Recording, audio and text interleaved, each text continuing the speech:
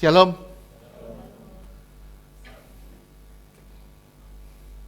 Puji Tuhan, kita ngelewatin hari-hari. Baru kemarin juga kita ngelewatin Imlek. Tapi kita percaya satu hal, hari-hari boleh lewat, tapi hadirat Tuhan harus tetap ada di dalam kita. Amin. Hari ini jujur saya agak sulit menerjemahkan ini. Saya minta bantuan Roh Kudus tolong untuk menerjemahkan ini supaya semua bisa mengerti, saudara bisa mengerti dengan baik apa yang akan dibahas ini. Judul khotbah hari ini adalah doa yang sederhana dari seorang yang bijaksana. Saudara tahu kan doa Yabes? Ya. Tapi sayang ya, banyak doa ini diselewengkan akhirnya jadi syarat dengan berbagai kedagingan. Doa ini banyak sekali diselewengkan, akhirnya orang-orang sangat populer, doa ini sangat populer. Akhirnya sampai dibikin lagu, sampai ada beberapa kawan yang gereja, teman saya juga tiap doa berkat nyanyinya lagu ini. Kenapa? Karena mereka pilih itu doa iman. Tuhan akan memperluas daerahku, melindungiku dari malapetaka, mara bahaya, dari semua yang jahat.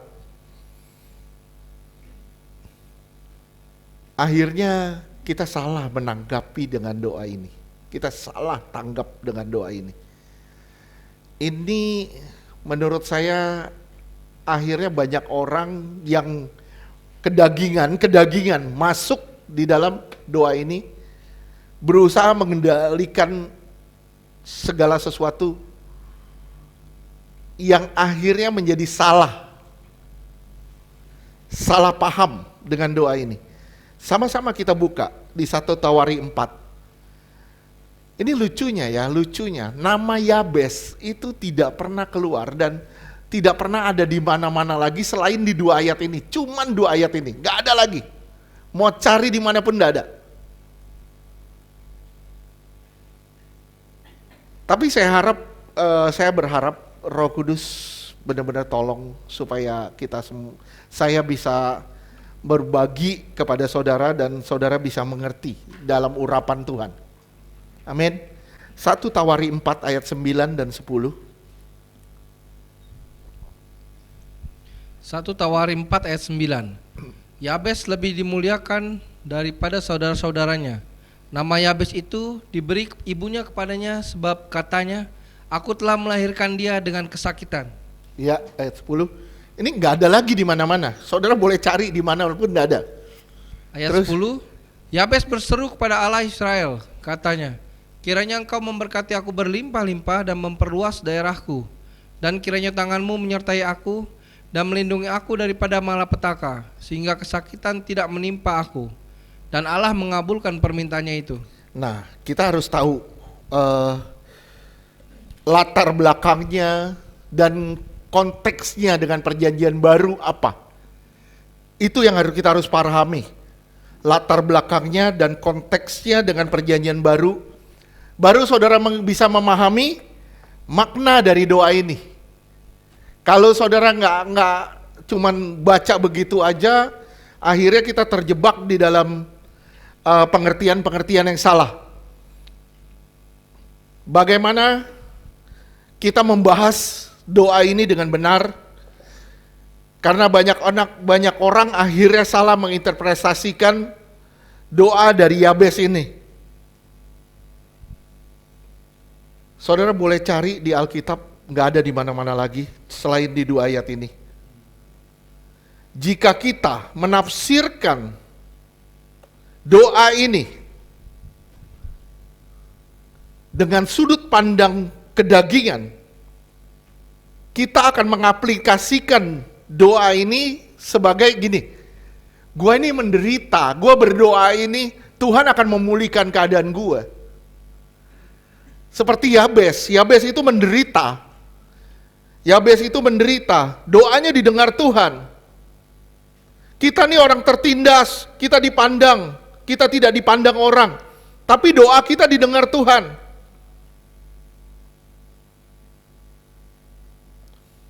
Terus dibumbuin ayat-ayat lah di situ.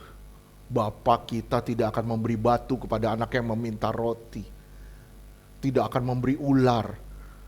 Dibumbuin ayat-ayat di situ untuk mempertegas kalau ini doa. Yang sebenarnya ada makna tersembunyi di situ. Ada sesuatu yang tersembunyi di situ.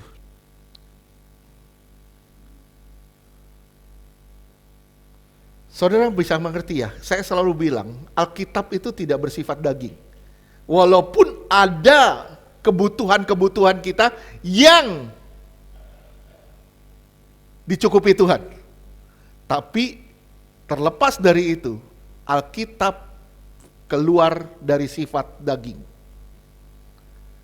Tapi permasalahannya, banyak orang yang masih bersifat daging akhirnya mendagingkan semua yang bersifat roh.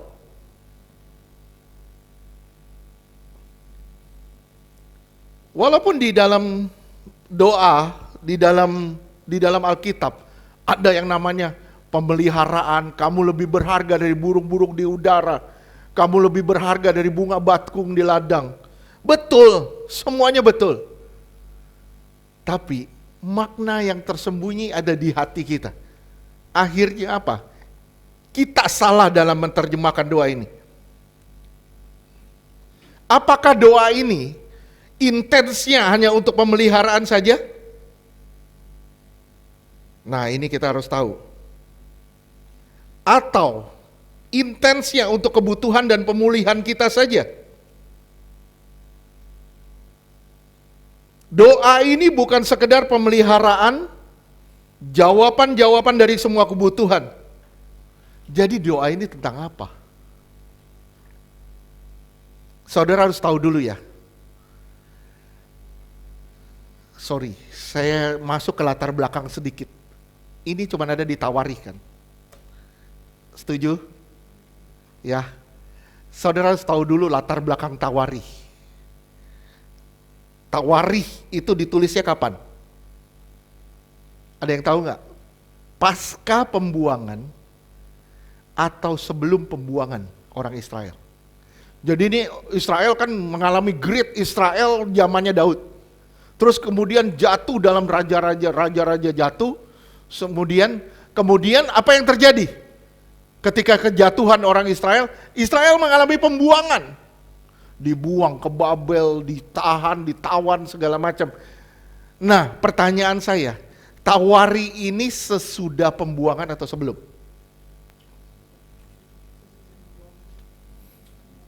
Sesudah atau belum? Sesudah pembuangan atau pasca pembuangan. Saudara tahu ya, dalam kitab Yahudi 1 dan 2 Tawarikh adalah kitab terakhir. Di kitab kita itu di tengah. Bagi orang Yahudi ini kitab terakhir. Bukan di tengah, tapi terakhir. Kenapa? Karena ditutup dengan kata pembangunan kembali bait Allah. Jadi, orang Yahudi punya prinsip gini. Pertama itu Taurat.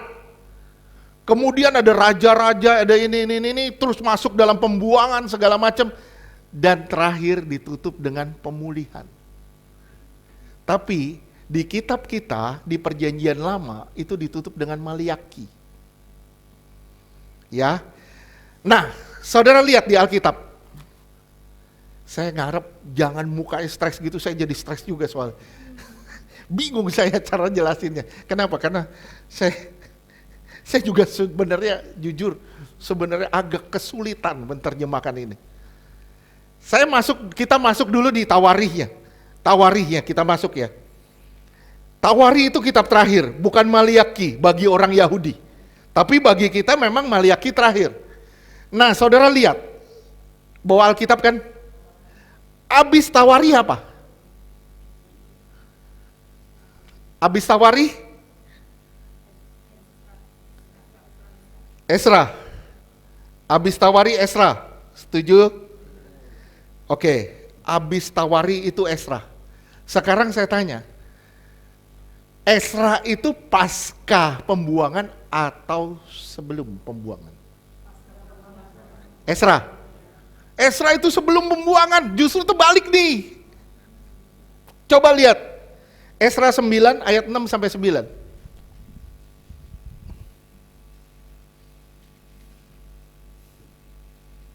Pak, salah penyusunan. Enggak ada yang salah.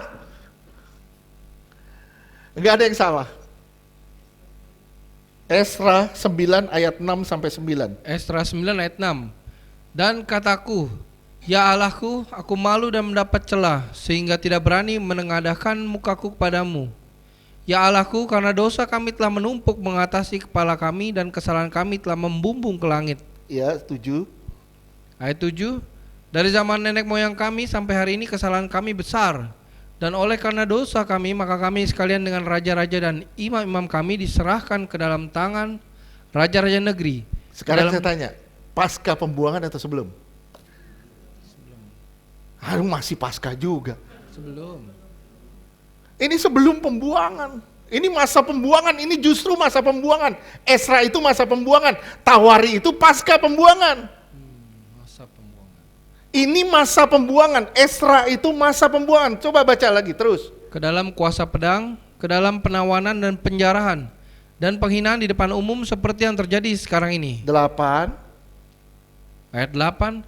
Dan sekarang baru saja kami alami kasih karunia daripada Tuhan, Allah kami yang meninggalkan pada kami orang-orang yang terluput dan memberi kami tempat menetap di tempatnya yang kudus. Sehingga Allah kami membuat mata kami bercahaya dan memberi kami sedikit kelegaan di dalam perbudakan. Di dalam? Jelas gak ini masa apa nih? Masa pembuangan, ini masa tawanan. Dia lagi ngalamin. Nah makanya saya tanya, Tawari, setelah Tawari apa? Esra. Nah kenapa Esra itu sebelum, kenapa Tawari itu setelah pembuangan? Nah makanya saya bilang di kitab orang Yahudi, kalau saudara lihat kitab Torah orang Yahudi, Tawari itu paling akhir, belakang.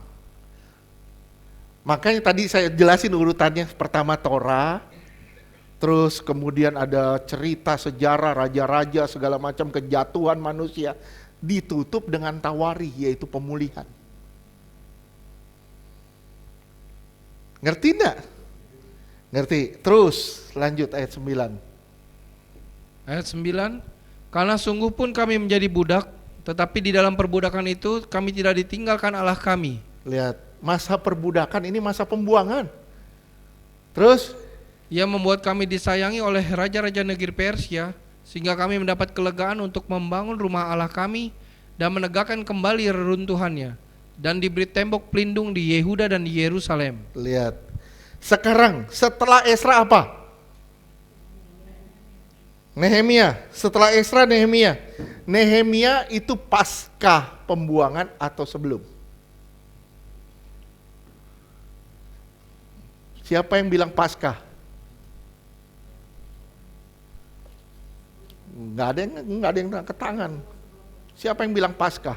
Pasca bentar lagi. Sebelum pasca Jumat Agung. Nah ini Nehemia juga masa pembuangan. Mereka mau bangun tembok Yerusalem kan? Ngerti nggak ceritanya? Mereka mau bangun tembok Yerusalem, mereka belum punya tempat ibadah. Mereka dalam pembuangan di Babel. Nah sekarang lihat Nehemia 9 ayat 32 sampai 36.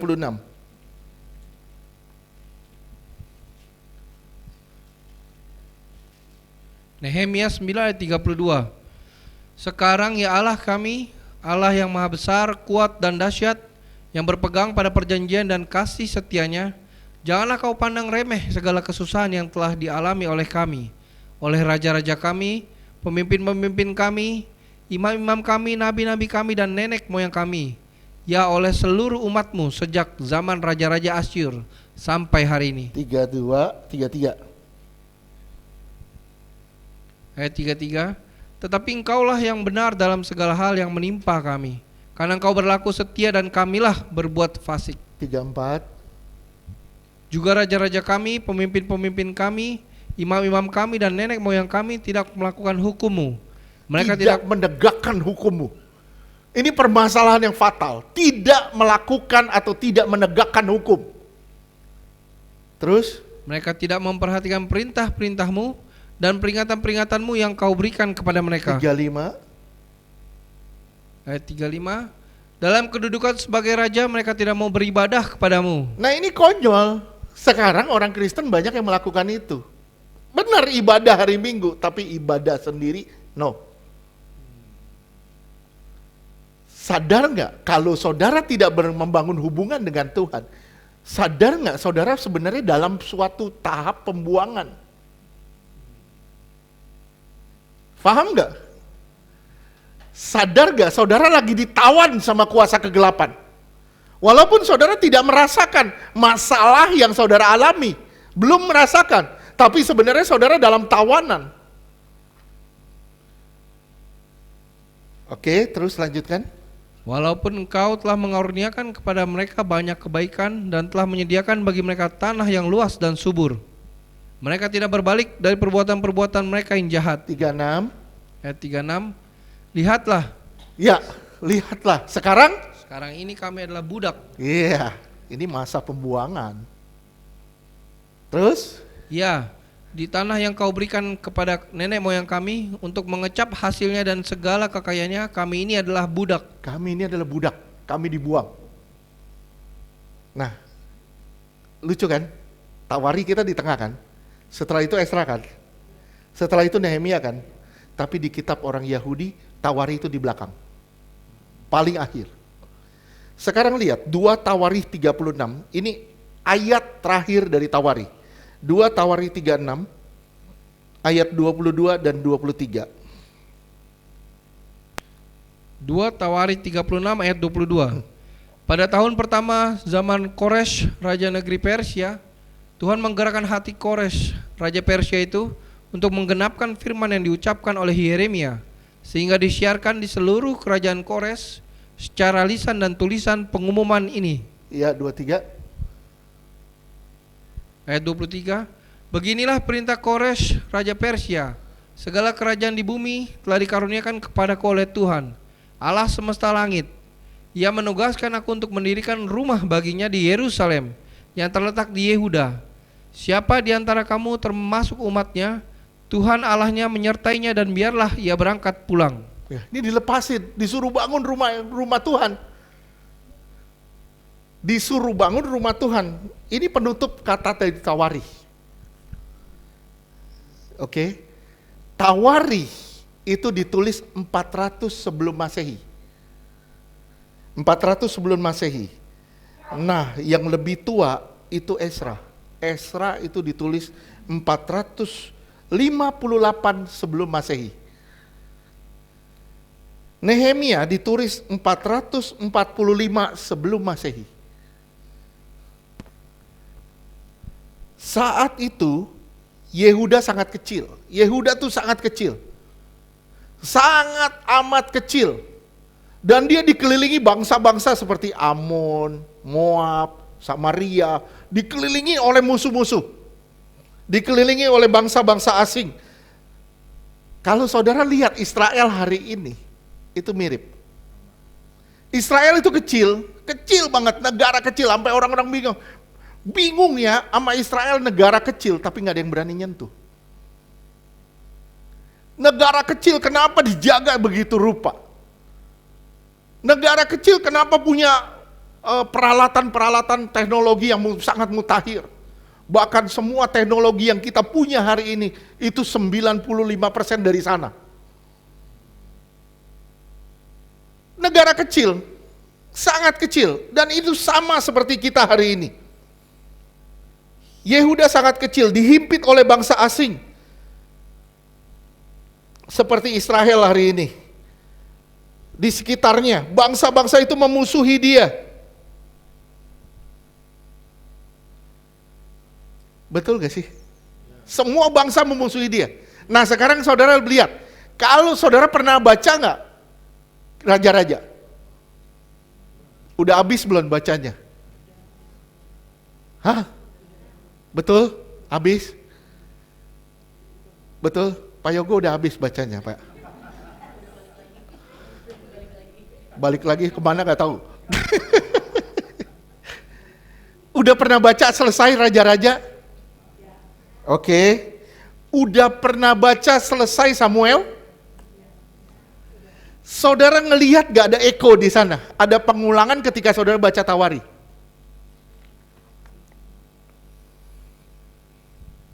Kan? Bingung kan?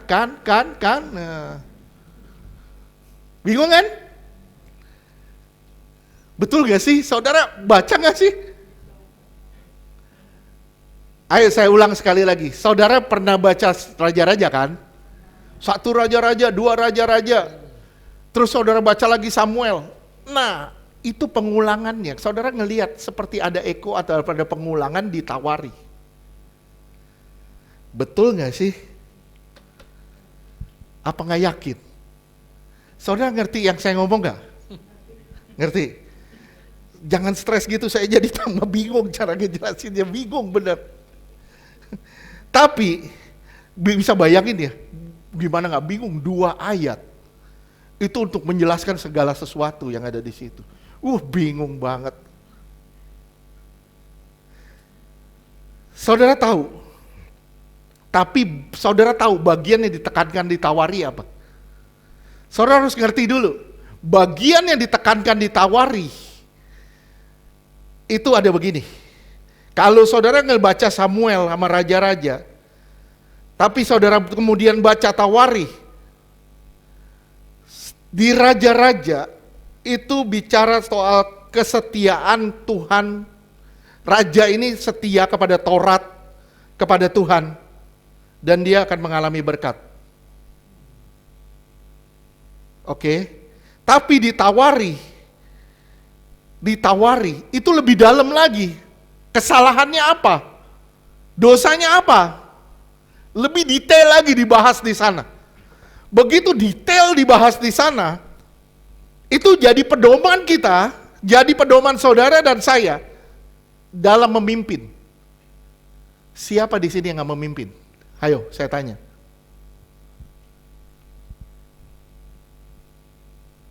Saya ibu rumah tangga, saya bukan pemimpin. Saudara minimal memimpin diri saudara sendiri. Saya ulang sekali lagi, siapa di sini yang bukan pemimpin? Saya nggak ngomong saudara di kantor, saya nggak ngomong saudara di mana. Tapi minimal saudara memimpin diri saudara sendiri. Kalau saudara memimpin diri saudara sendiri benar, saudara bisa jadi panutan bagi orang lain. Saudara bisa jadi berkat bagi orang lain. Nah ini yang dibahas di Tawari. Pedoman para pemimpin umat Tuhan. Saudara coba baca Tawari dah. Tawari 1, saudara bingung. Saya tanya sama saudara ya. Tanya, nih benar. Saudara udah pernah baca Tawari belum? Siapa yang bilang udah? Rita ya. Saya tanya ya. Kamu udah pernah baca kan? Baca, bisa baca? Bisa tulis? Bisa. Oke. Saya tanya nih. Kitab apa yang silsilahnya paling panjang? Udah pernah baca Alkitab belum? Vera tuh suaranya paling kenceng. Vera ada? Oh nggak ada. Uli berarti. Uli udah pernah baca ya? Di dalam Alkitab kamu udah pernah baca semua? Silsilah paling panjang di mana? Matius. Tawari. Kamu baca dari Tawari 1 sampai Tawari 10 bingung. Itu silsilah semua. Coba baca dah. Benar gak sih? Silsilah dari Adam sampai Abraham, nanti turun lagi ke sini sampai ke Daud nanti. Nah, begitu saudara baca Tarwali, saudara akan ngelihat itu nama semua. Nama semua. Kisah Yabes itu menginterupsi silsilah. Nah, sekarang kita sama-sama lihat tentang Tawari. Dari Tawari 1 ayat 1 sampai ayat 6. Nah, ini nama semua nih. Dari Tawari 1 Tawari 1 ayat 1 sampai 6. 1 Tawari 1 ayat 1. Coba saudara perhatiin ya, bacanya saudara perhatiin. Nih, lihat terus. Adam, Set, Enos. Terus, Kenan, Mahalalel, Yared. terus, Henok, Metusalah, Lamek. terus, Nuh, Sem, Ham, dan Yafet. terus. Keturunan Yafet ialah Gomer, Magog, Madai, Yawan, Tubal, Mesek, dan Tiras. Terus, Keturunan Gomer ialah Askenas, Difat, dan Tolgama. lihat. Saudara baca begini, lurus aja bacanya. Betul gak? Betul. Sekarang 1 Tawarikh 2 ayat 1 sampai 3. Ini Tawarikh 2 ya. Ini Tawarikh 1. Ya, Tawarikh 2. Ya, ayat 1. 1 Tawarikh 2 ayat 1. Inilah anak-anak Israel: Ruben, Simeon, Lewi, Yehuda, Isakar, dan Zebulon. 2. Dan Yusuf, Benyamin, Naftali, Gad, dan Asyer. Terus? Anak-anak Yehuda ialah Nah, mulai ada interupsi di sini di tengah. Terus? Onan, dan Shelah. 3 orang yang lahir bagi dia dari anak perempuan Shua, perempuan Kanaan itu. Tetapi anak sulung Yehuda itu adalah jahat di mata Tuhan, maka ia membunuhnya. Nah, ini penekanan pertama di Tawarikh. Ada sesuatu yang jahat, akhirnya terjadi sebab akibat. Ada kejahatan, ada sebab akibat. Dan luar biasanya, bukan dihukum. Perkataannya jelas di sini, bukan penghukuman, bukan dihukum, tapi dibunuh sama siapa? Tuhan. Sama Tuhan. Kenapa? Karena perbuatan mereka jahat di mata Tuhan. Ini penekanan di Tawarikh sebenarnya. Waktu orang jahat dibunuh, bukan sekedar dihukum, tapi dibunuh. Kenapa? Karena apa yang dia lakukan itu jahat. Oke, sekarang lihat 1 Tawarikh 4 dari ayatnya ke-1. 1 Tawarikh 4 ayat 1. Anak-anak Yehuda ialah Peres, Hezron, Karmi, Hur, dan Syobal. Nah, ini lurus, bacanya lurus lagi. Terus Ayat 2. Reaya anak Syobal memperanakan Yahat, dan Yahat memperanakan Ahumai dan Lahat. Itulah kaum-kaum orang Zora. 3. Ayat 3. Inilah anak-anak Etam, Yisrael, Isma, dan Itbas. Nama saudara perempuan mereka ialah Hazelel Poni. Hasilnya poni. Terus ayat 4. Ayat 4. Lalu Penuel bapa Gedor dan Ezer. Terus Bapa Husa. Itulah keturunan Hur anak sulung Efrata, bapa ini Betlehem. masih lurus terus bacanya. Terus Ayat 5. Asyur bapa Tekoa mempunyai 2 istri, yakni Hela dan Naara. terus 6. Naara melahirkan baginya Ahuzam. Terus saudara Hefer. baca begini bosan nggak? Coba saudara baca jam 12 malam. Waduh, bingung kita. Ada nama-nama yang kita nggak tahu kan? Kalau nama kita tahu, kita bisa langsung, otak kita langsung bisa nyambung. Oh, ini Kenan, Mahalalel. Oh, ini ke sini, larinya ke sini, ke sini. Ini banyak nama-nama yang kita nggak kenal. Nanti muncul lagi Ignatius, kita nggak kenal siapa dia. Ya. Terus Temeni dan orang Ahastari. Itulah anak-anak Naara. terus Ayat 7. Anak-anak Hela ialah Zeret, Zohar, dan Etnan. lurus kan bacanya? 8. Ayat 8. Kos memperanakan Anub, Hazobeba dan kaum-kaum Aharhel bin Harum. 9. Ayat 9, Yabes lebih dimuliakan. Bingungnya. Langsung lari ke sini. Mungkin kalau saudara nggak perhatiin, saudara langsung bacanya Yabes. Saudara nggak perhatiin, begitu saudara baca dari awal, ini nama semua tiba-tiba Yabes lebih dipermuliakan. Terus? Yabes lebih dimuliakan daripada saudara-saudaranya. Nama Yabes itu diberi ibunya kepadanya sebab katanya, aku telah melahirkan dia dengan kesakitan. Terus ayat 10. Ayat 10, Yabes berseru kepada Allah Israel, katanya, kiranya engkau memberkati aku berlimpah-limpah dan memperluas daerahku, dan kiranya tanganmu menyertai aku dan melindungi aku daripada malapetaka, sehingga kesakitan tidak menimpa aku. Dan Allah mengabulkan permintaannya itu. Lihat saudara, tadi saya udah bilang sama saudara, dari ayat 1 saudara baca, begitu masuk ayat 9, tiba-tiba skip begitu aja. Yang kita bingung, larinya kemana itu? Nah, betul gak? Saya yakin ini bukan suatu kebetulan. Ada hal-hal yang ditunjukkan oleh penulis Tawari ini. Ada tujuan-tujuan tertentu yang ditulis Tawari. Makanya saudara tadi saya ingat yang saya ngomong apa? Kalau di kitab Tawari itu memang eko dari Raja-Raja dan Samuel. Tapi penekanannya lebih tegas di Tawari. Kenapa? Karena di Tawari itu menyangkut sebab akibat. Apa yang lu bikin, itu yang lu akan alami. Paham gak? Apa yang kita bikin, itu yang terjadi. Itu yang kita alamin. Jadi ada sebab, ada akibat. Dan itu bukan cuma cerita sejarah seperti Raja-Raja atau Samuel.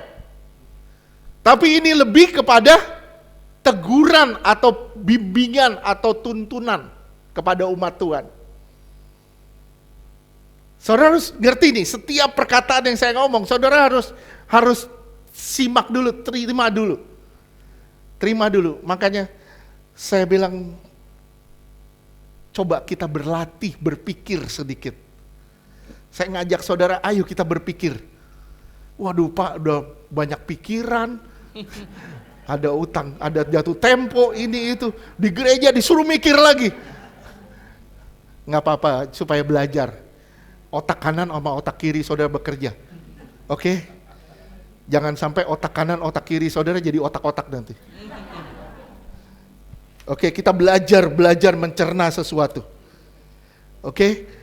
Kalau saudara ngelihat dari awal, kok flat, datar, tiba-tiba Yabes muncul, jomplang di tengah. Ini pasti ada maknanya.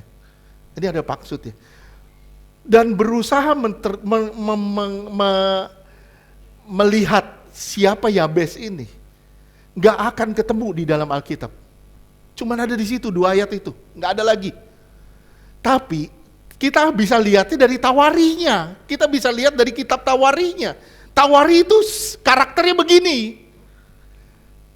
Tawari itu karakternya begini. Kalau kamu bikin ini, kamu akan mengalami ini. Dan dipertegas, dosanya seperti apa? Nanti kita akan belajar sama-sama, kita akan buka. Dipertegas dosanya. Di kitab-kitab lain nggak ada, tapi di Tawari dipertegas. Cuman di Tawari. Di kitab lain nggak ketemu. Saudara nggak akan ketemu dosa-dosa itu.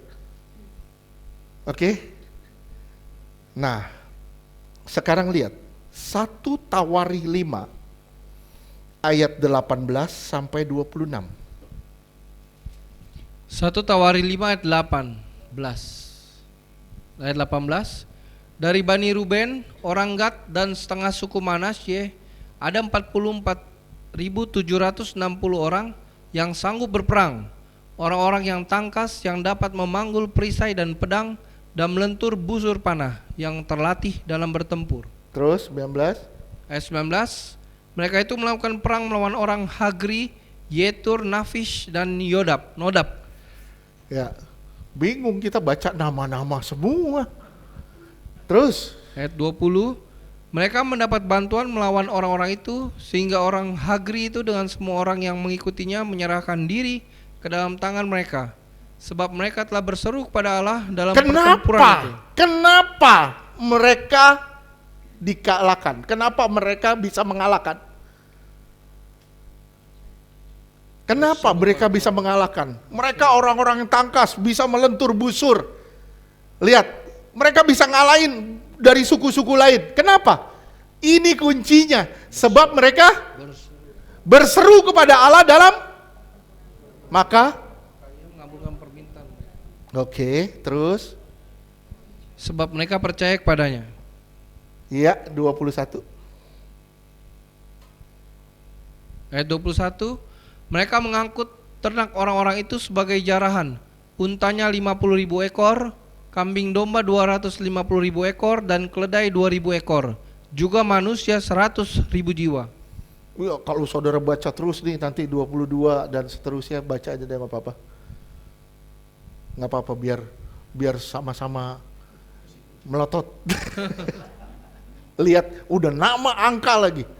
Terus Ayat 22, banyak orang yang tewas karena mati terbunuh, sebab pertempuran itu adalah daripada Allah. ya, kenapa bisa menang? Karena berseru. Ini mulai ada kata berseru kepada Allah.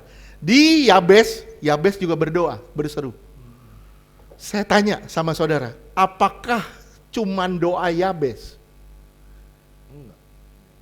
Enggak, banyak doa, nanti saudara akan lihat. Banyak doa-doa lain yang dijawab Tuhan. Tapi orang selalu mikirnya doa Yabes, doa Yabes, doa Yabes, doa Yabes. Mereka nggak ngerti maknanya akhirnya. Kehilangan intisarinya. Kenapa Yabes bisa begitu? Kenapa mereka bisa menang? Kenapa Yabes bisa diberkati? Kenapa Yabes doanya dijawab? Ini kuncinya, karena mereka berseru. Terus, Lalu mereka menduduki tempat orang-orang itu sampai waktu pembuangan. terus, Ayat 23, setengah suku Manasye diam di negeri itu mulai dari Basan sampai Baal Hermon, Senir dan Gunung Hermon. Mereka sudah banyak jumlahnya. oke. Simak ya, tadi saya udah ngomong. Ini bicara soal sebab akibat. Oke. Sekarang lihat lagi, ini teledornya Daud. Kita lihat teledornya Daud. 2 Samuel 6 ayat 1 sampai 9. Nggak apa-apa deh kita baca ayat banyak, nggak apa-apa. 2 Samuel 6 ayat 1. Daud mengumpulkan pula semua orang pilihan di antara orang Israel, 30.000 orang banyaknya. Terus 2. Ayat 2, kemudian bersiaplah Daud, lalu berjalan dari Baale Yehuda Ini Samuel ya. Samuel ya. Oke. Terus dengan seluruh rakyat yang menyertainya untuk mengangkut dari sana tabut Allah yang disebut dengan nama Tuhan semesta alam yang bertahta di atas kerubim. ya, terus Ayat 3, mereka menaikkan tabut Allah itu ke dalam kereta yang baru setelah mengangkatnya dari rumah Abinadab yang di atas bukit. Lalu Uza dan Ahio anak-anak Abinadab mengantarkan kereta itu. Terus saudara udah tahu lah ceritanya. Ada tahu nggak ceritanya? Ya, Uza mati. Ceritanya apa? Tabut ini ditaruh di atas kereta. Terus kemudian selip jatuh ditahan sama Usa. Terus lanjutkan, nggak apa-apa deh, baca aja. 2 Samuel 6 ayat 4, Uza berjalan di samping tabut Allah itu, sedang Ahio berjalan di depan tabut itu. Terus 5. Ayat 5, Daud dan seluruh kaum Israel menari-nari di hadapan Tuhan dengan sekuat tenaga. Salah gak Daud? Ada kesalahan dari Daud? Sekali lagi saya tanya, ada kesalahan dari Daud? Yang tadi bilang enggak, kok jadi saya ulang tanya, kok jadi diam dari enggak, terus tiba enggak, apa? Enggak, enggak ada, terus lanjut. Diiringi nyanyian, kecapi, gambus, rebana, kelentung, dan caracap. Terus 6. 2 Samuel 6 ayat 6, ketika mereka sampai ke tempat pengirikan Nakhon, maka Uza mengulurkan tangannya kepada tabut Allah itu, lalu memegangnya karena lembu-lembu itu tergelincir. Ya, lembunya kepleset. Terus Ayat 7, maka bangkitlah murka Tuhan terhadap Uza, lalu Allah membunuh dia di sana karena keteledorannya itu. Ia mati di sana dekat tabut Allah itu. Terus 8. Ayat 8, Daud menjadi marah karena Tuhan telah menyambar Uza sedemikian hebatnya. Maka tempat itu disebut orang Peres Uza sampai sekarang. 9. Ayat 9, pada waktu itu Daud menjadi takut kepada Tuhan lalu katanya, bagaimana tabut Tuhan itu dapat sampai kepadaku? Akhirnya tabut ini ditinggal. Sekali lagi saya tanya, Daud ada salah di sini? Salahnya di mana? Dia marah. Kenapa saudara fokusnya ke marahnya doang? Kenapa ini bisa terjadi? Kenapa saudara nggak selidikin? Kenapa ini bisa terjadi? Lihat dong di Tawari ayat perbandingannya. Saudara lihat di ayat perbandingannya. 1 Tawari 15 ayat 11 sampai dengan 15. 1 Tawari 15 ayat 11. Lalu Daud memanggil Zadok dan Abiatar, imam-imam itu, dan orang-orang Lewi, yakni Uriel, Asaya, Yoel. Tadi kita bahas dari Samuel. Sekarang kita bahas dari Tawari. Oke, terus? Semaya, Eliel, dan Aminadab. Terus?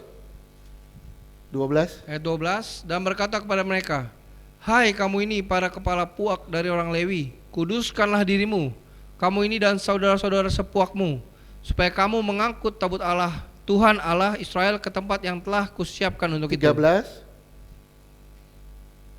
Ayat 13, sebab oleh karena pada pertama kali kamu tidak hadir, maka Tuhan Allah kita telah menyambar di tengah-tengah kita, sebab kita tidak meminta petunjuknya seperti seharusnya. Meminta petunjuk. Kita tidak meminta petunjuknya. Sekali lagi saya tanya, ada nggak kesalahan Daud? Ada nggak? Ada. Apa? Apa? Tadi marah, sekarang ini dia sebabnya. Kenapa terjadi tergelincir dan Uza pegang? Karena dia tidak meminta petunjuk Tuhan. Ini kesalahan Daud yang hanya ditulis di Tawari.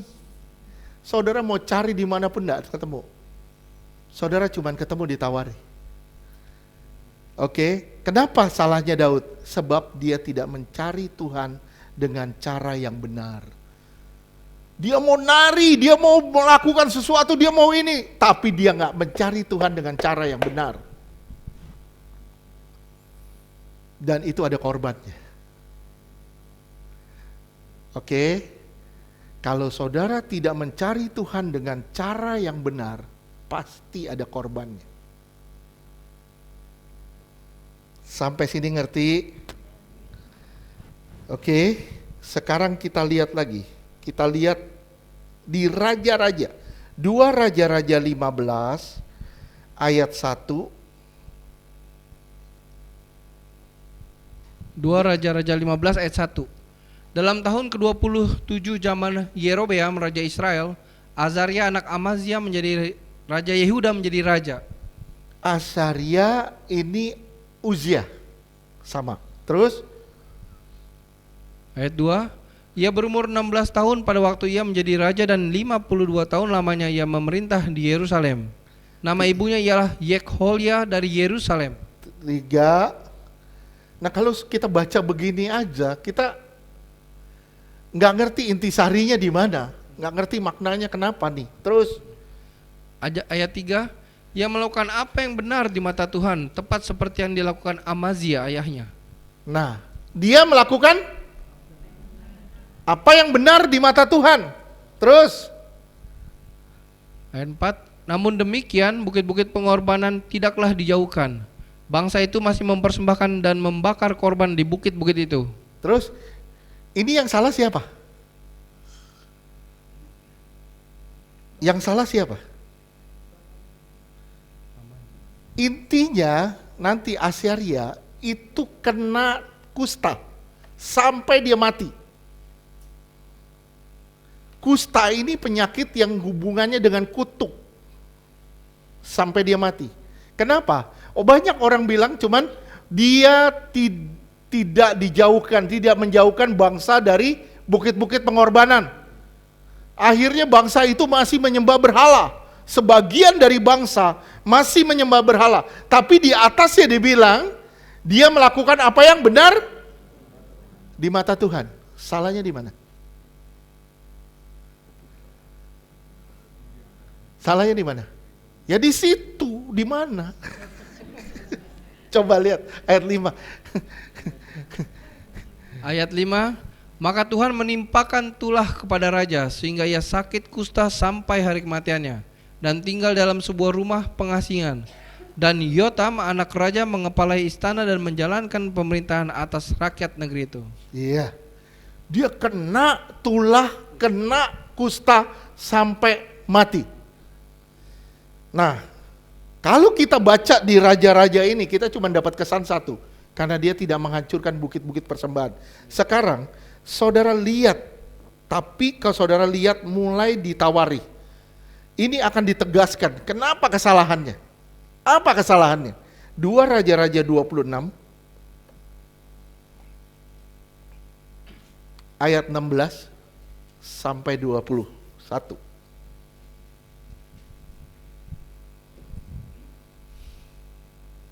2 Raja-Raja 26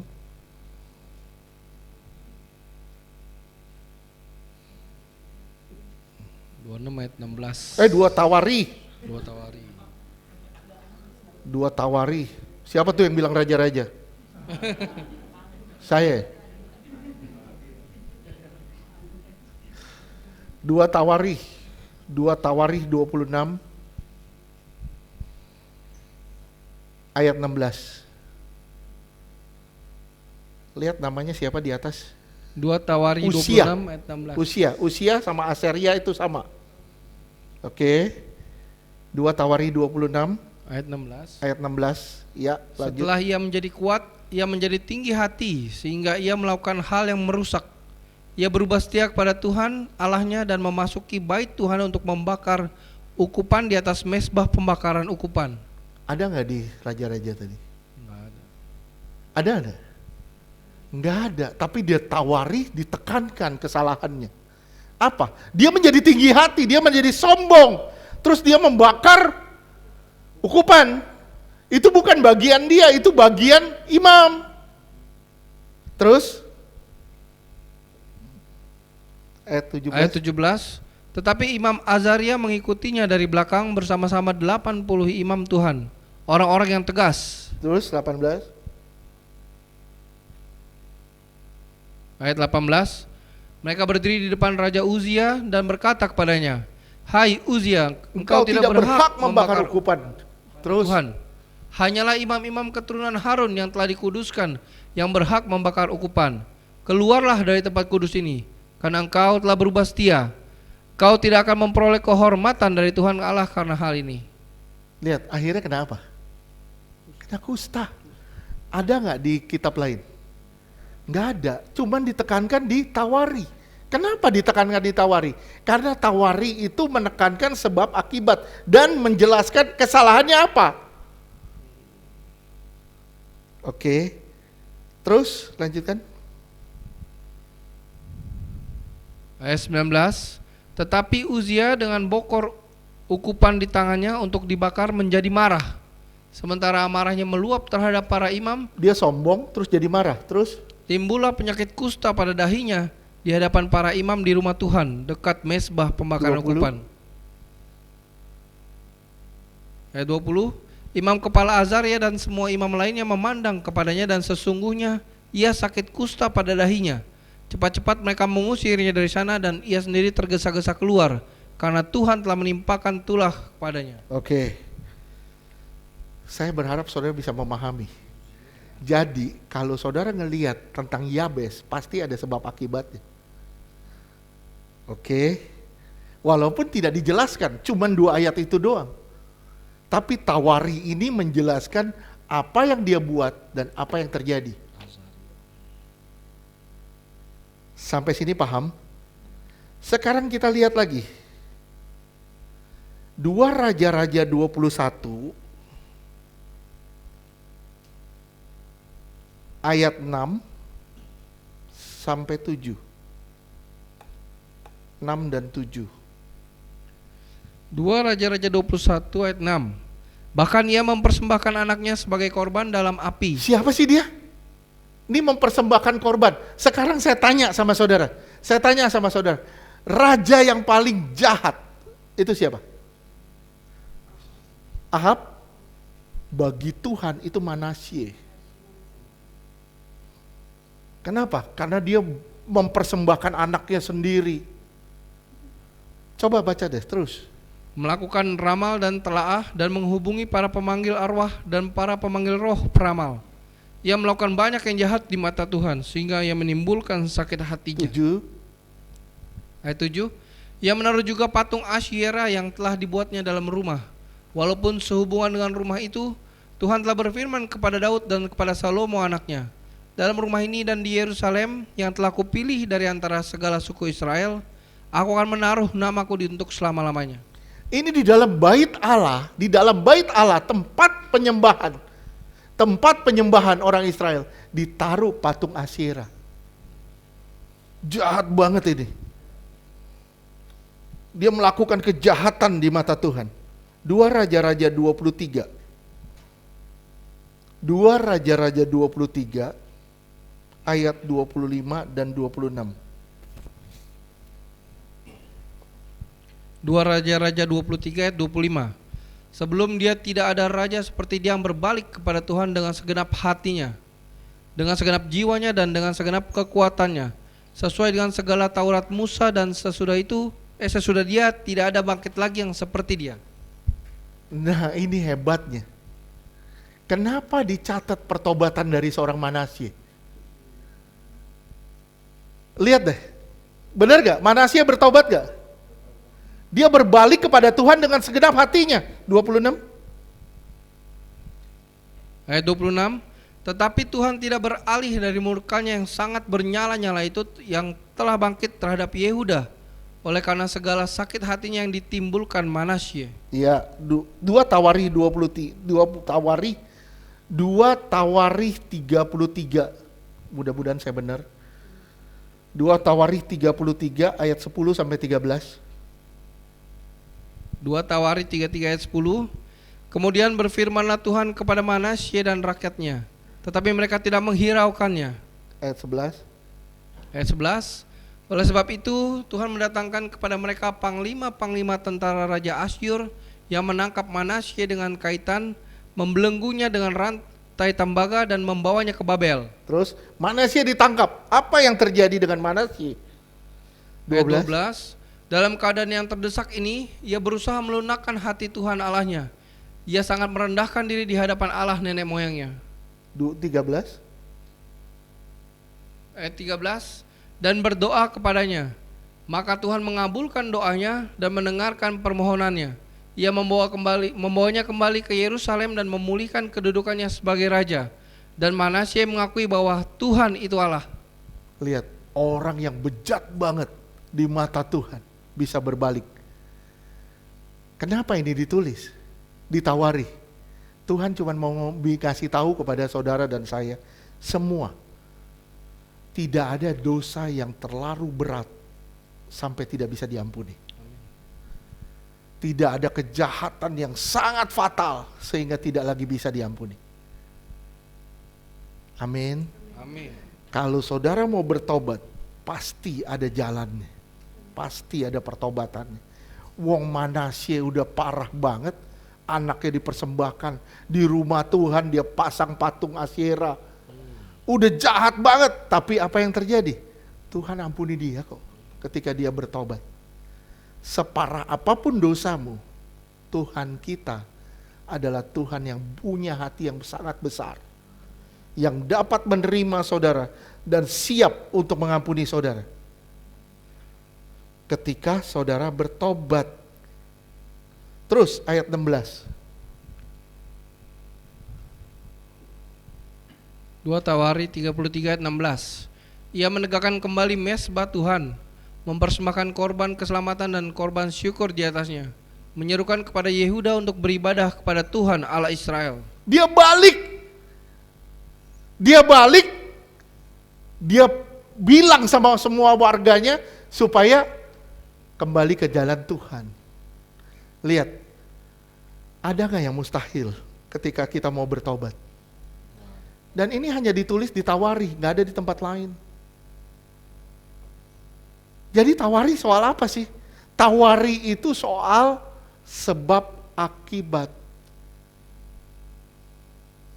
Bertobat. Tuhan itu penuh kasih, kalau saudara bertobat, pasti Tuhan terima.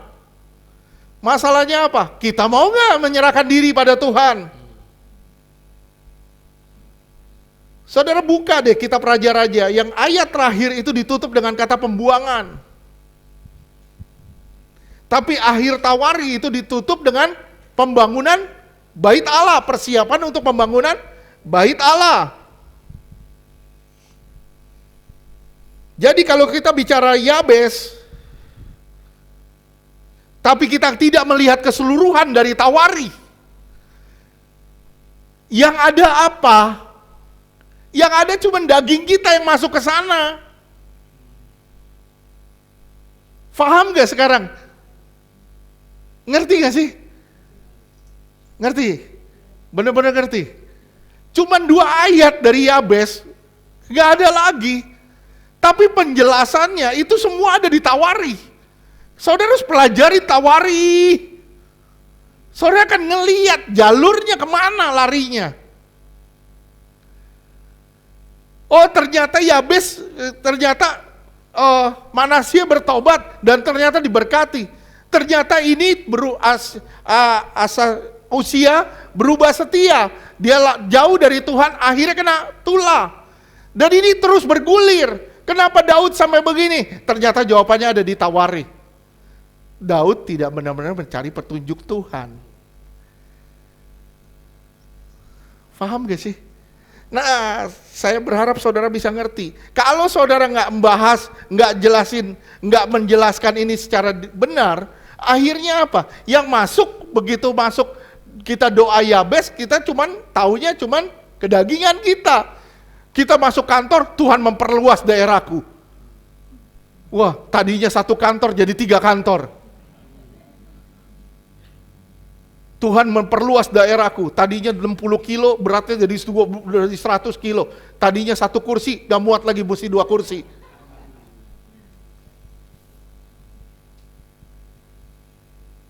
Tuhan memberkatiku berlimpah-limpah. Akhirnya apa? Yang kita ngomong cuman kedagingan kita.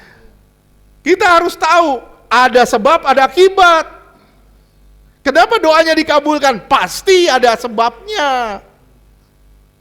Karena Tawari itu menjelaskan sebab akibat. Kalau kita bicara soal Yabes, kita bias kalau kita nggak membahas seluruhan dari tema Tawari. Lihat dong, bertobat, berdoa, taat, baru diberkati. Bertobat, berdoa, taat, diberkati. Tidak taat ya tidak diberkati. Itu temanya. Itu tema dari Tawari. Bagaimana dengan doa Yabes setelah kita belajar kitab Tawari secara keseluruhan? Apakah doa cuma Yabes? Tadi saya bilang, apakah doa cuma Yabes yang dijawab Tuhan? Saudara lihat, doa Israel dijawab Tuhan kok. Doa Manasye dijawab Tuhan enggak? Dijawab, dia ditarik dalam pembuangan, dia dipulangin lagi ke Yerusalem. Doanya didengar. Kenapa? Karena ada sebab, ada akibat. Kenapa doa Yabes dijawab Tuhan? Karena pasti ada sebabnya dan ada akibatnya. Sampai sini ngerti? Udah terbuka?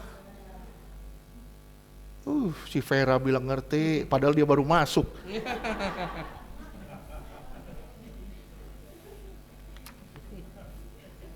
Saya bingung dia ngerti apa, dia baru masuk.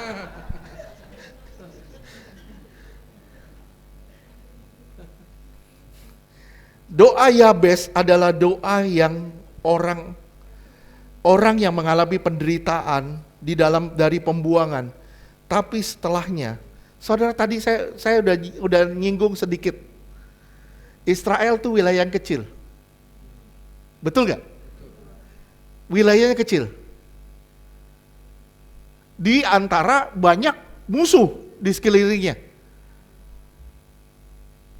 Pantas gak Yabes berdoa seperti itu? Tuhan memperlebar daerahku, wilayahku. Bisa. Kenapa? Saudara ngelihatnya dalam kasus Israel zaman itu. Saudara bisa ngelihat juga sekarang. Kenapa Yabes doanya dijawab? Ya, karena ada sebab, ada akibat dong. Agak sedikit lega.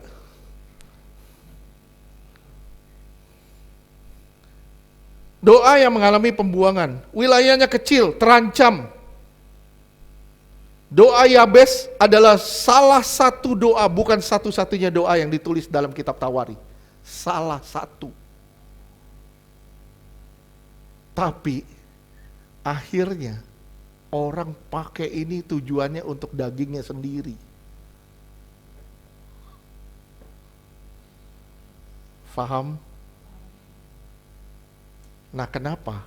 Pak, kenapa sih Bapak gak pernah nyanyiin kiranya Tuhan memberkati? Saudara ngerti dong, kalau ngerti ini baru saudara tahu alasannya kenapa. Oke, sampai sini ngerti? Oke. Doa Yabes itu salah satu doa yang ditulis Tawari sebagai, simak ya, bukan hanya untuk memperluas daerah dari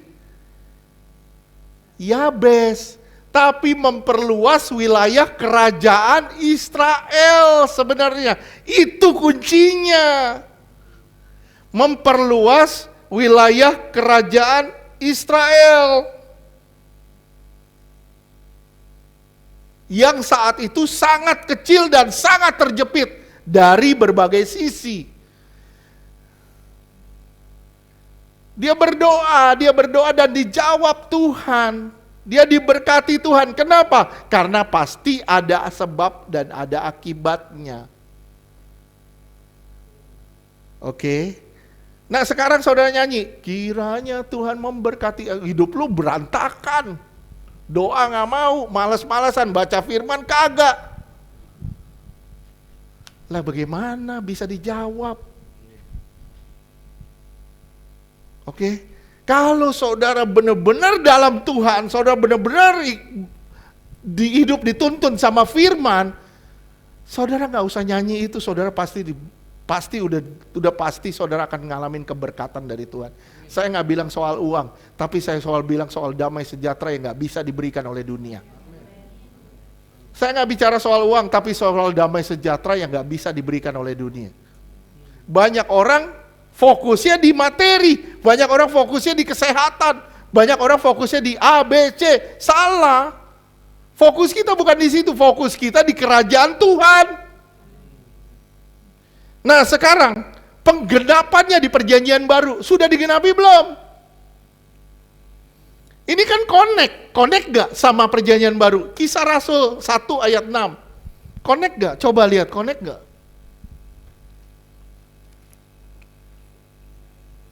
Kisah Rasul 1 ayat 6.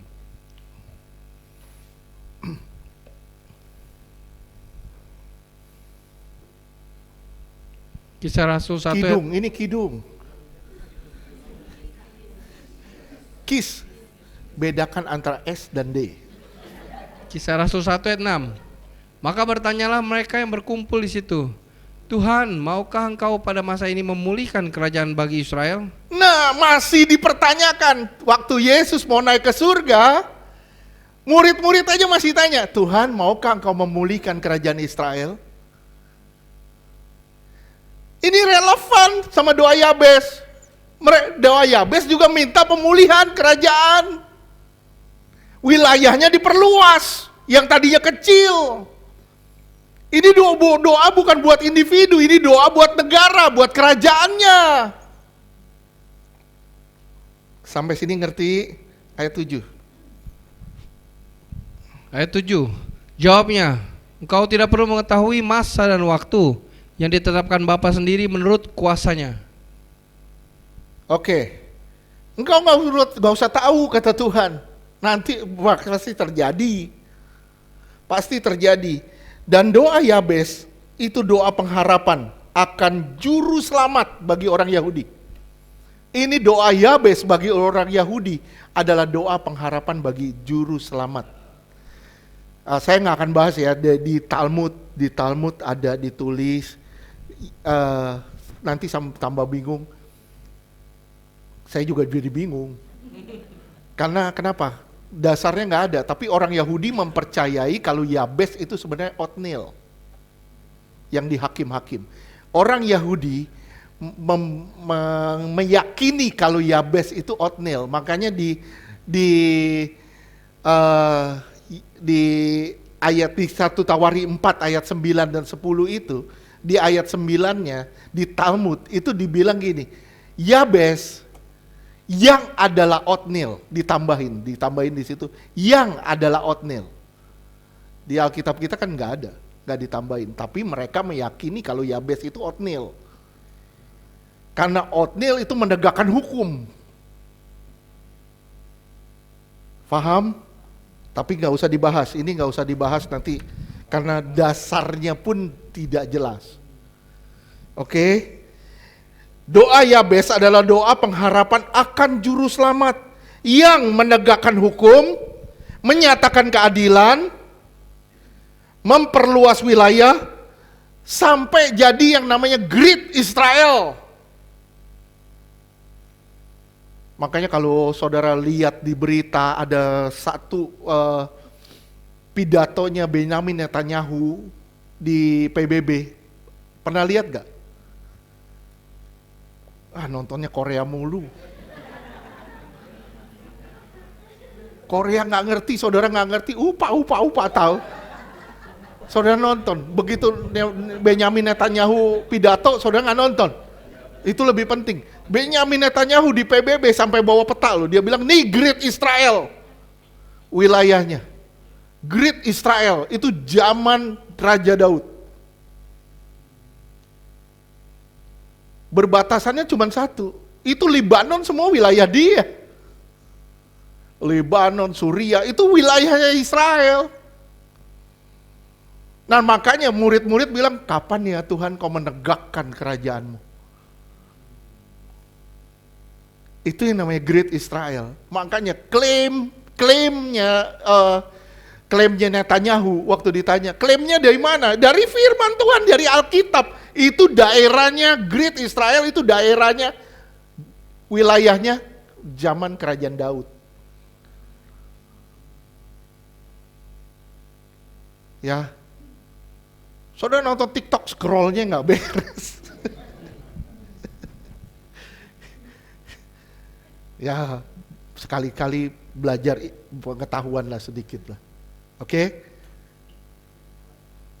Tuh Rita ngangguk-ngangguk. Padahal saya nggak bingung juga dia ngerti atau enggak.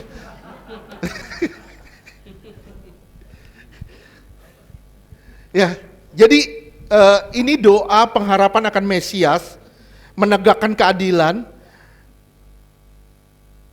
perluasan wilayah. Dan semua itu sudah digenapi dengan kehadiran Yesus Kristus sebenarnya. Lewat kehadiran Yesus Kristus. Lihat Yohanes 2 ayat 19 sampai dengan 21.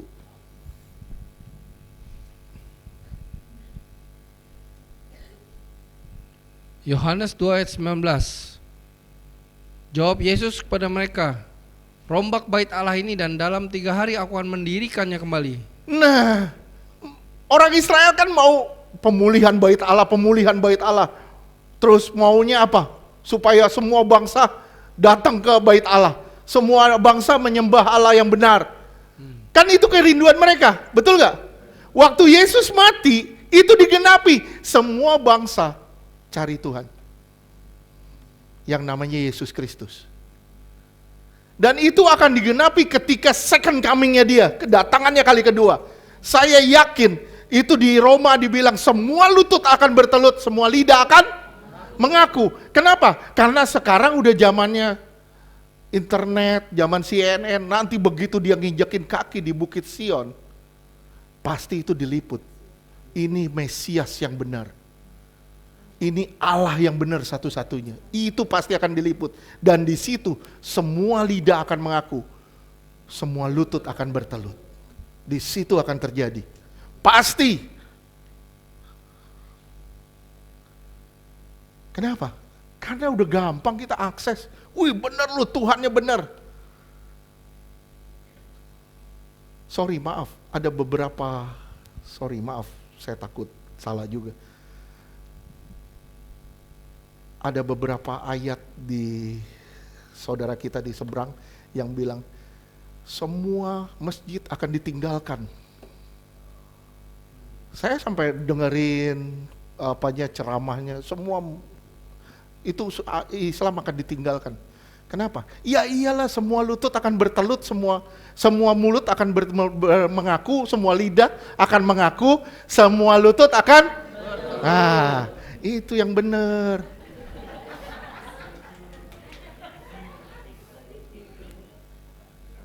Iya, begitu Tuhan datang, second coming-nya, datang menginjakkan kaki. Nah, di situ makanya di Kisah Rasul dibilang, dengan cara begini aku pergi, dengan cara begini aku datang. Dia pergi ke atas, vertikal, dia turun juga dengan cara vertikal.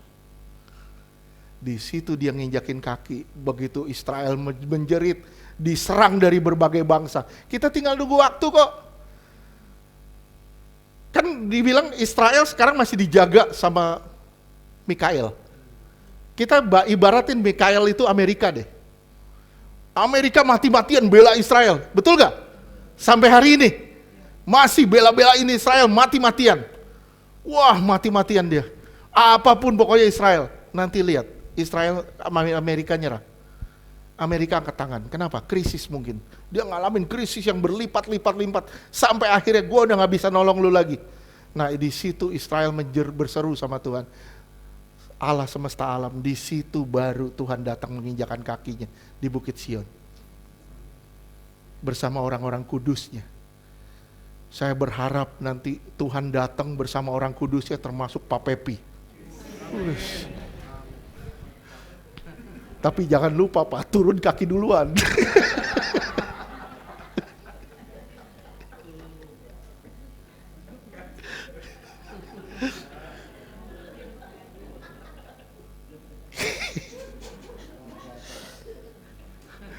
Oke, setuju?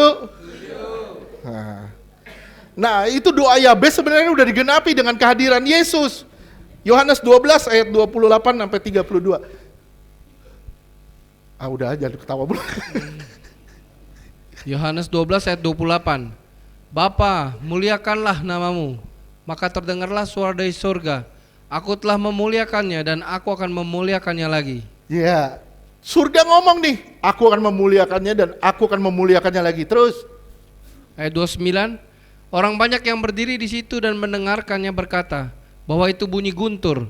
Ada pula yang berkata seorang malaikat telah berbicara dengan dia. Ya, terus Ayat 30, jawab Yesus, suara itu telah terdengar bukan oleh karena aku, melainkan oleh karena kamu. suara itu terdengar bukan karena aku, tapi karena kamu harus diselamatkan, karena kamu harus mendengar Tuhan yang benar. Maka suara itu dingaungkan dari surga. Supaya kamu percaya sama Allah yang benar satu-satunya itu. Terus lanjutkan. Ayat 31, sekarang berlangsung penghakiman atas dunia ini. Sekarang juga penguasa dunia ini akan dilemparkan keluar. Sekarang ini present continuous.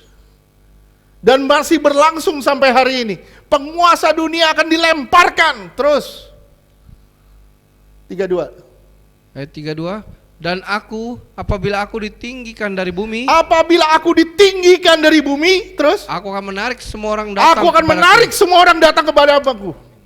Ini yang disebut perluasan wilayah. Ngerti gak sih? Udah makin ngerti, makin jelas. Ini yang disebut perluasan wilayah, dan itu sudah digenapi di doa Yabes, sudah digenapi dengan kematian Yesus. Wilayahnya diperluas.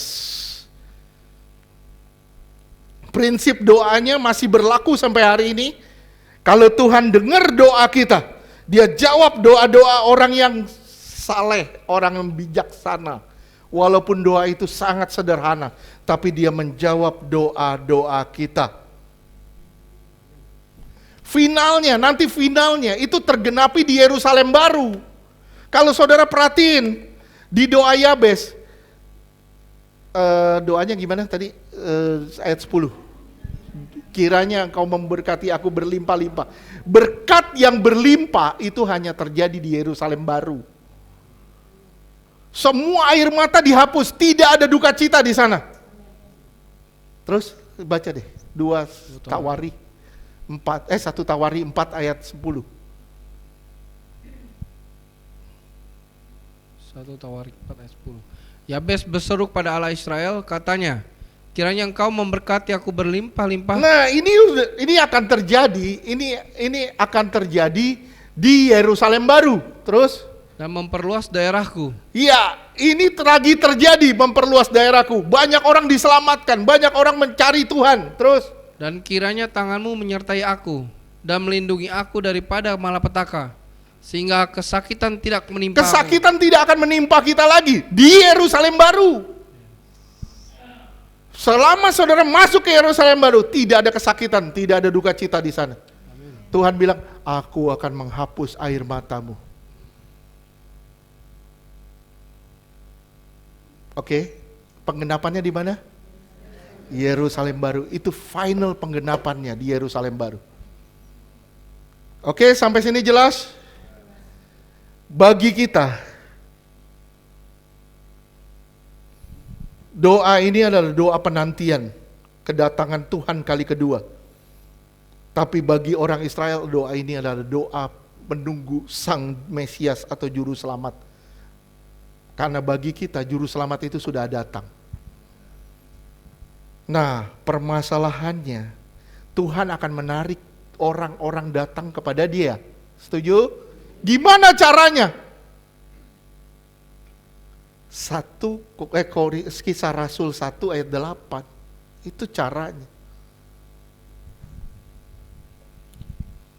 Kisah Rasul 1 ayat 8.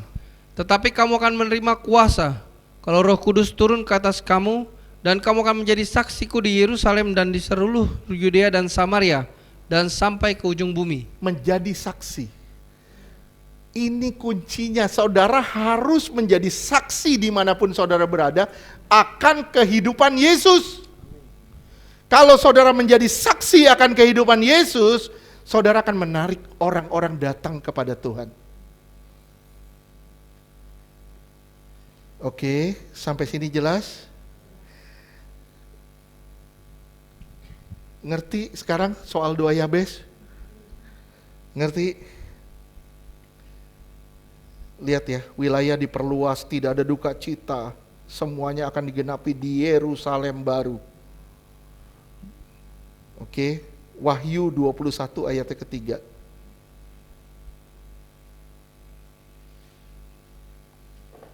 Sebentar lagi. Wahyu 21 ayat selesai. 3. Lalu aku mendengar suara yang nyaring dari tahta itu berkata, lihatlah, kemah Allah ada di tengah-tengah manusia, dan Ia akan diam bersama-sama dengan mereka. Mereka akan menjadi umatnya dan Ia akan menjadi Allah mereka. Lihat tuh, jelas kan?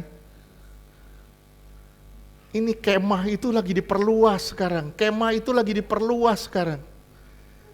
Dia pakai saudara dan saya. Makanya di doa Bapa kami, dikuduskanlah. Siapa yang menguduskan? Siapa yang menguduskan? Kita yang memuliakan Tuhan. Datanglah kerajaanmu. Gimana caranya? Saudara dipakai untuk membawa kerajaan Allah datang ke muka bumi ini. Makanya waktu orang dilayani pelepasan, Tuhan bilang apa? Tuhan bilang apa? Ketika roh jahat diusir daripadamu, itu tandanya kerajaan Allah datang atas kamu. Ketika kamu dilepasin, itu tandanya kerajaan Allah datang ke atas kamu. Oke? Jelas banget. Ini menyatakan surga ada di dalam hidup kita. Kita harus menjadi saksi Tuhan. Kita harus meneladani Kristus. Ingat, kita punya amanat agung di Matius 28. Pergilah, jadikan semua bangsa muridku. Oke? Jadi doa Yabes bukanlah doa daging, tapi doa pemulihan kerajaan Allah yang diteladani lewat Yesus Kristus. Ingat, berapa minggu lalu saya khotbah, hidupmu adalah tawanan roh. Saudara adalah tawanan roh.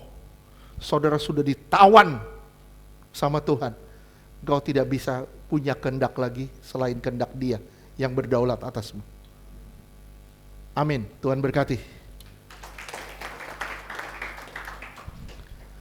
Puji Tuhan. Cukup jelas tidak? Cukup jelas atau tidak jelas? Sangat jelas. Sangat jelas. Jadi saudara harus tahu konotasinya doa Yabes apa ya. Oke? Makanya judul khotbahnya doa sederhana dari orang yang bijaksana. Sekarang tahu bijaksananya di mana? Sebab akibat. Tuhan berkati. Yuk kita berdoa. Saudara tundukkan kepala. Bapa di surga, di dalam nama Tuhan Yesus, kami mengakui banyak sekali kesalahan yang kami lakukan. Baik dengan pikiran, dengan perbuatan, dengan sikap kami telah menyakiti hati Tuhan. Ampuni kami ya Tuhan. Ampuni kami. Tuhan Yesus tolong kami agar kami benar-benar menjadi alat bagi kerajaan-Mu, membawa kerajaan-Mu datang di dalam dunia ini, dan membawa jiwa-jiwa bagi kemuliaan nama Tuhan, di dalam nama Tuhan Yesus. Tuhan pakai kami semua bagi kemuliaan nama Tuhan, di dalam nama Tuhan Yesus. Terima kasih Tuhan, sebentar kami akan menyatu dengan tubuh dan darah-Mu.